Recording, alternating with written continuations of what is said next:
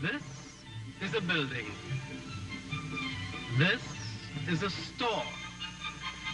This is a... Good heavens, what is it?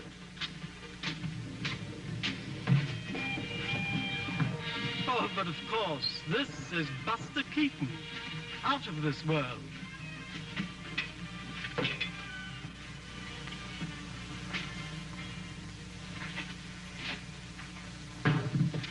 Uncle Buster, I told the boys in the scout troop that you'd give us $25 here for the summer camp. I know. I'd have had it if I hadn't have broke that front window last week and had to pay for that. Oh, I know it ain't a kind of the money, Uncle Buster. But I told the boys that you were a millionaire, like you told me. Well, don't worry. We will get it some way.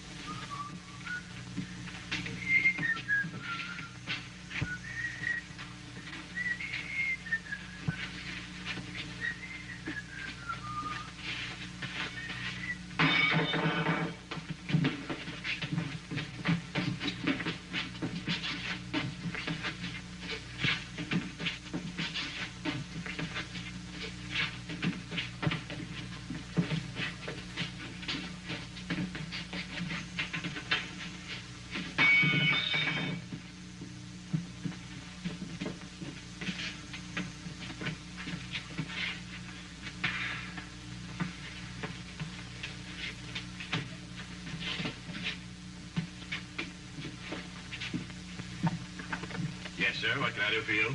Oh, I'm going on a fishing trip, and I'll need some equipment. Yes, sir. The gentleman would like some fishing equipment. Oh, you have flies. I hadn't noticed any. Fishing flies, you fool. Oh, yes, we have a beautiful assortment. I'll also need a fishing pole. Oh, pole. Have you seen our new plastic? Oh, I got one here I demonstrate with. Look. This is the last word. Just look at that whip on that. Now watch. See? It's guaranteed.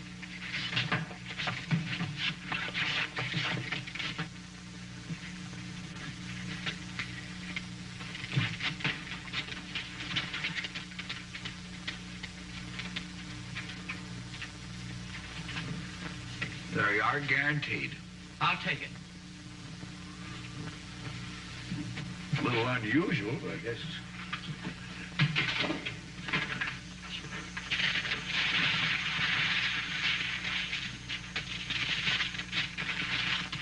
Where do you intend to go fishing?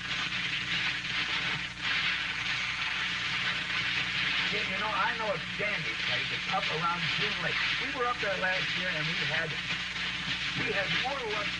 Not the fish, you fool, the pole. Oh, the pole? I'll do it right this time, huh?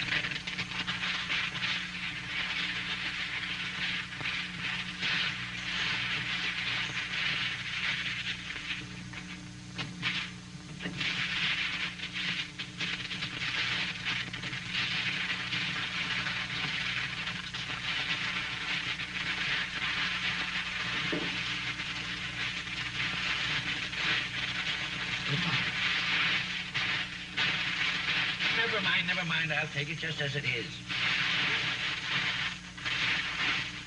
You're camping out, sir? Well, isn't that the usual place to camp? Yes. Well, we have just the thing for you, sir. We have our famous one-man tent. Oh, but there are 4 of us going. No. You don't understand. It sleeps 4, but it takes only 1 man to put it together. Why, only last week we had a 75-year-old lady from Pasadena who put it together in just 20 seconds. Any moron can do it. Prove it.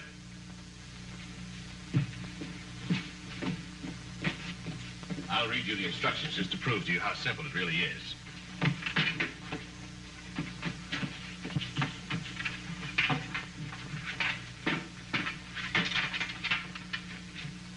There, number 1. Sink the pole 6 inches into the ground.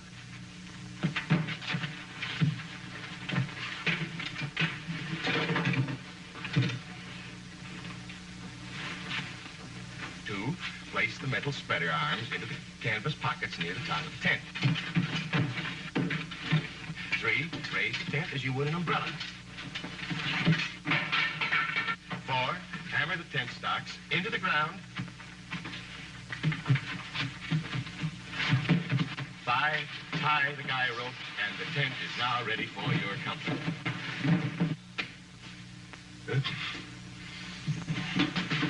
Get out of there.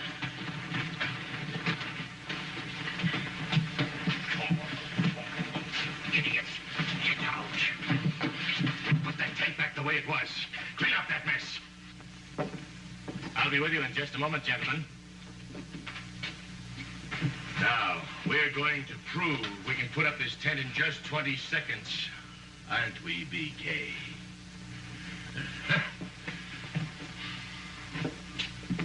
We're demonstrating a one-man tent. Would you care to watch? By Jove, rather. What? Set. How do you do?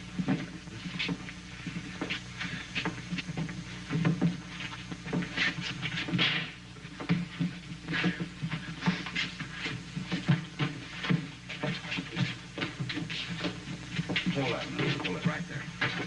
Excuse me. Here. Get a good hold on that now. Here. You get all that in. Come here. Get down there. Now, get ready. 1, 2, 3, 4. Hold. That's it. Follow it in. Now, get in there and hold it steady. That's it, Harvey.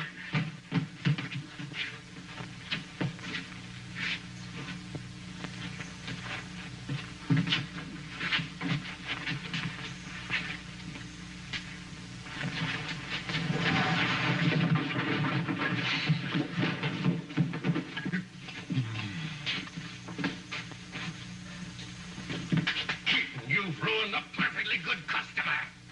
Well, it may not be as bad as you think. Here, take your time now. Now, get up. Come on, I'll help you. Get up. Oh, it's a dummy, you idiot. Come here. Oh, excuse me. I forgot about that, Ben. I'll put him right back up there. You'd better. Oh. Here, sit down. No, sit down right here.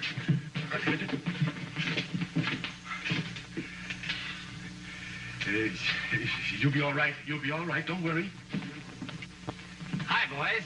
I'm Bill Brown with the Times. I've been looking for you two all over town to get some publicity stills. I'll need individual pictures of Lord Blears and you, Great Scott. Sure, I'll take Bill. you first. Sure, Bill. Anything for my loyal public. Okay, stand right over here. Come on, pull them up. Yeah, that'll be fine. Yeah, swell.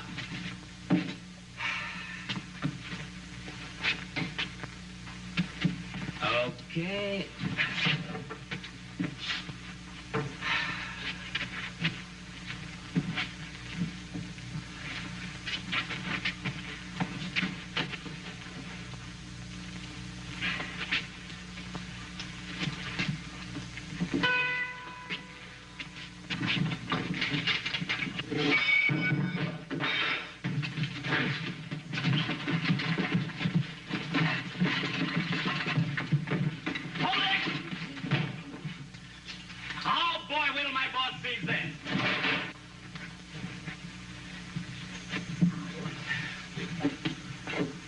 Who hit me?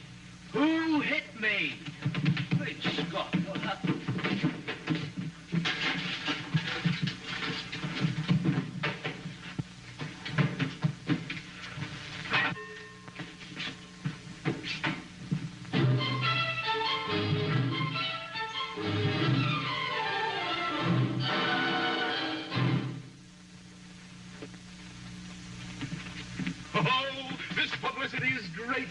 Oh, fellas, take a look down. See Here that? we are. Where are they? We'll mop up the joint with them. They went to the South Pacific, gentlemen. We'll wait. Yes, sir. Gentlemen, I have good news. I was finally able to convince the matchmaker at the arena that these two unknown clerks have actually challenged you to a match. Who, us? Gentlemen, let's not be rash. Naturally, you are very indignant and want revenge. And you, my lord, want satisfaction. I'll kill him. Yes, but let's do it legally in the ring, old chap. Yes, it's too messy for the store. Well, I'm going home. No, you're not. I'm not going to stay here. Just think of the great publicity I'll get for you. Your name will be in every newspaper in the country. In the obituary column. Yes, but we'll bury you in one of our brand new football uniforms. Make it a baseball uniform. All right, a baseball uniform. With spikes? Yes. A Dodger uniform? Yes. With a catcher's mitt? Yes. I won't do it. Go! Gentlemen, we're wasting time. Here are the contracts. Sign here. I won't do it. You get $100. $100? $100. Even if we lose? Even if you lose, and I'm sure you will. $100. We'll do it. Oh, no, Uncle Buster. They'll kill you. Look, this is not like a prize fight where you have to get your ears knocked off. It's a wrestling match. All I do, the minute he puts his hands on me, I just lay down, nice and quiet, go to sleep. The referee counts me out, and we got $100. It's easy. I won't struggle. I just give up. Later, old boy, later. Sign it.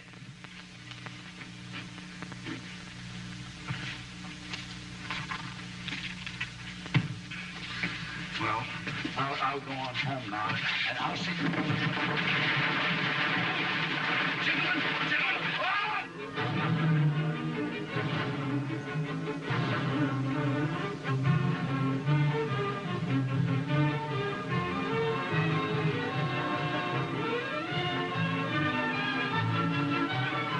Good evening, ladies and gentlemen. This is Ed Reimers of the Times at ringside of the arena to cover one of the most unusual bouts in wrestling history. I'm referring, of course, to the widely publicized grudge tag team match tonight between the Great Scott and Lord Blears on one hand, who were taking on those two courageous clerks, Buster Keaton and Slugger Jones.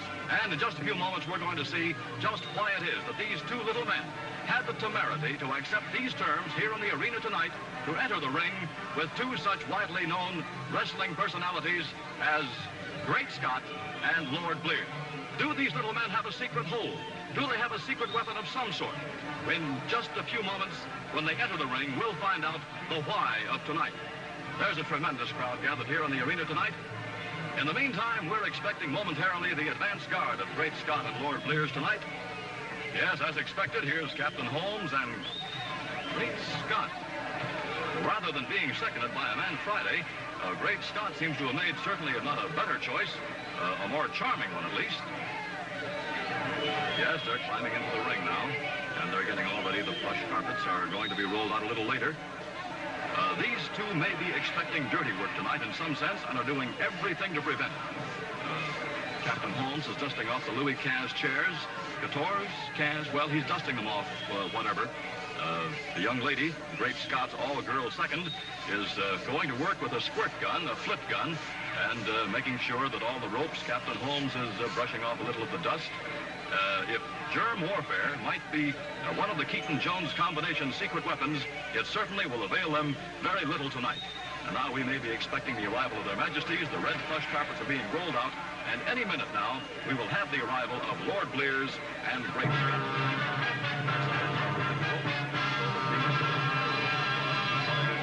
And ladies and gentlemen, here they are entering the ring. Great Scott and Lord Blears.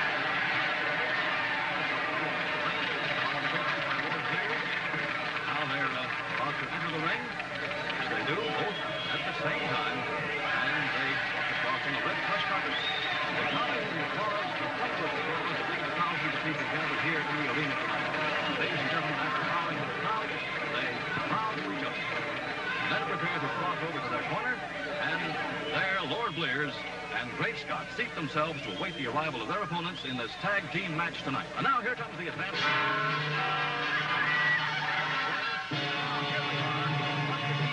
And Slugger Jones. And they climb into the ring. And folks, to add a bit of color and dash, Keaton and Jones have come into the ring wearing the uniforms of Roman gladiators, armor, swords, and all. They acknowledge the applause of the crowd. They're standing on those same plush carpets. Captain Holmes and Great Scott's girlfriend, they may not like this. Now now Keaton and Jones are getting back on their feet, getting back into the ring. This armor is encumbering them a little bit. But speaking of this armor, this may be the secret weapon of which we spoke a few moments ago. This may be the reason these two little Davids would dare to challenge, even dare to meet, two Goliaths in the person of Great Scott and Lord Blear.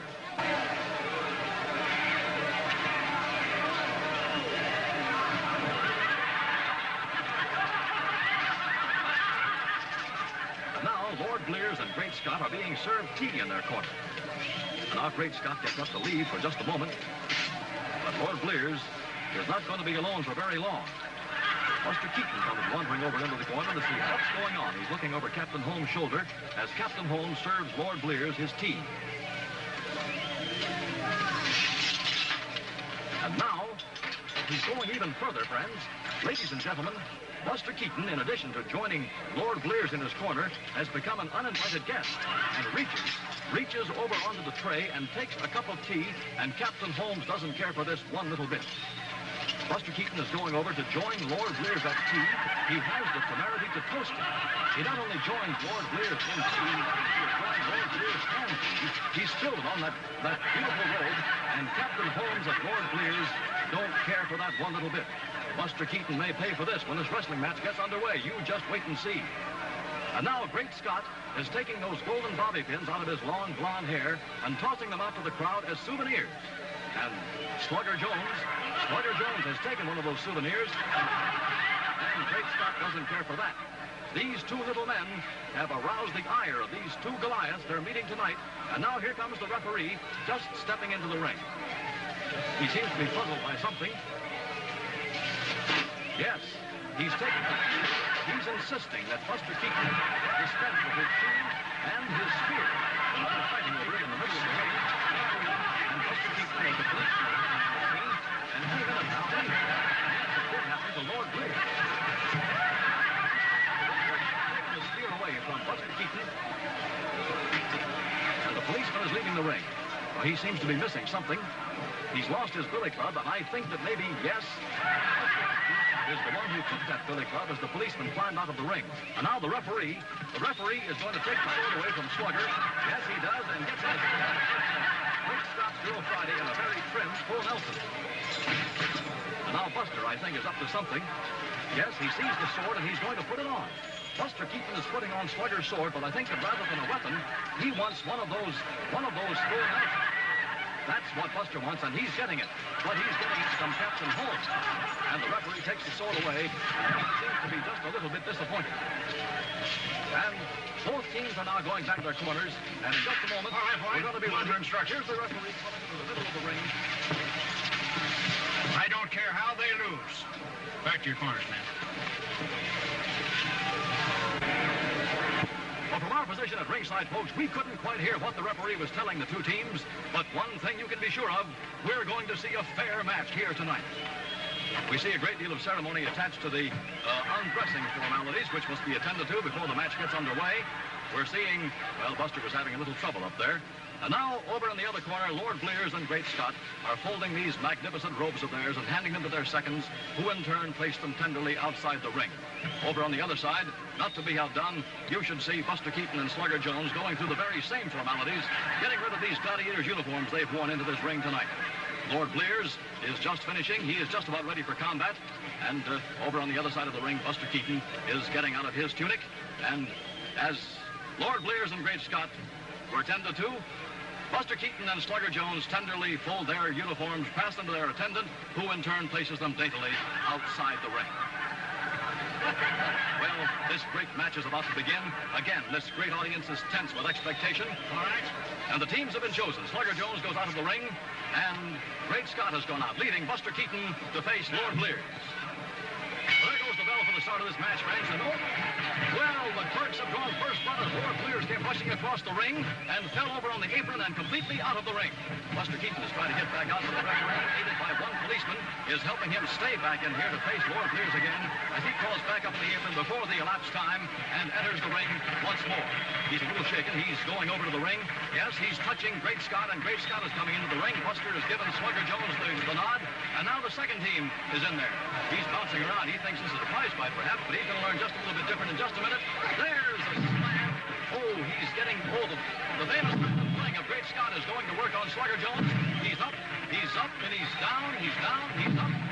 This is happening very rapidly, friends. I wish you were here to watch it. Up and down and up and down. He's taking off the beating. I don't know how much of this I can stand. But now he's going around in an airplane spin. Great Scott has Slugger Jones in an airplane spin. Around and around and around he's going. And down on the canvas, Slugger Jones.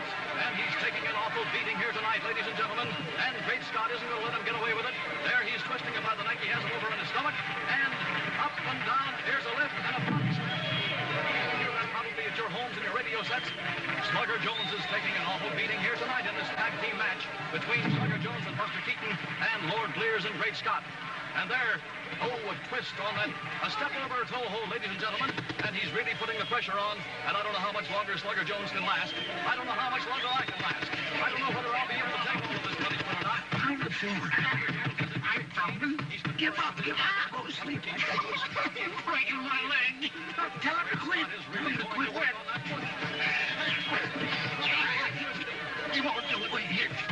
Now, Buster Keaton is hoping for some help. He's trying to be of some help to his partner, and he's pulled inside the ring. And now, both Slugger Jones and Buster Keaton are, well, they were just a minute ago, but Buster rolled back out to safety. And Slugger Jones now is out on the apron, holding his leg, and certainly deservedly so. He was taking a tremendous beating in there just now at the hands of Great Scott.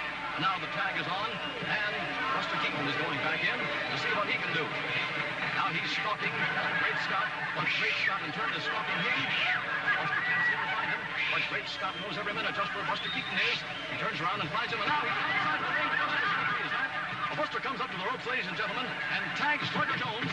And Slugger Jones has passed out. Has Buster used the secret weapon on the wrong man? Buster Keaton is inside the ring, not of a choice of his own, but Great Scott is after Buster Keaton, and he's taking the same kind of a beating that Slugger Jones was a moment ago. He's up.